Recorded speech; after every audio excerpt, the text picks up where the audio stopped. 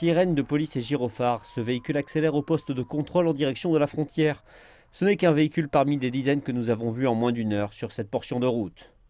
C'est le point le plus proche où nous pouvons nous rendre pour accéder à la frontière polonaise avec la Biélorussie. Derrière moi, un poste de contrôle militaire polonais au-delà duquel seuls sont autorisés du personnel militaire ainsi que les gens résidant à Kuźnica.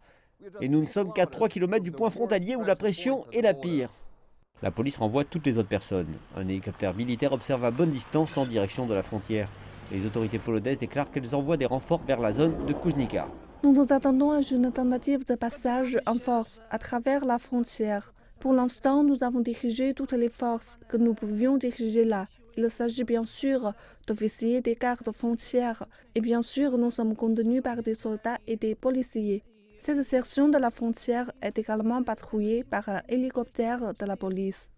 Au crépuscule, nous sommes arrivés au village de Boniki, situé à proximité. Il s'agit de l'une des dernières communautés tatares musulmanes dans cette partie de la Pologne. Une poignée d'habitants se sont rassemblés ici pour enterrer un migrant syrien qui s'est noyé dans la rivière Bug quand il a essayé de traverser depuis la Biélorussie.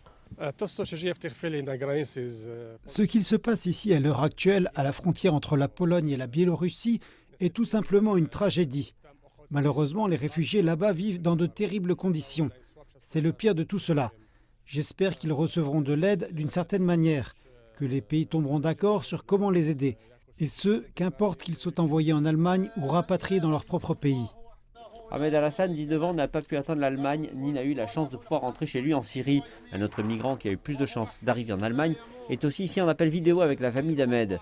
Une scène déchirante, mais certainement loin d'être la dernière dans cette triste histoire à la frontière entre la Pologne et la Biélorussie.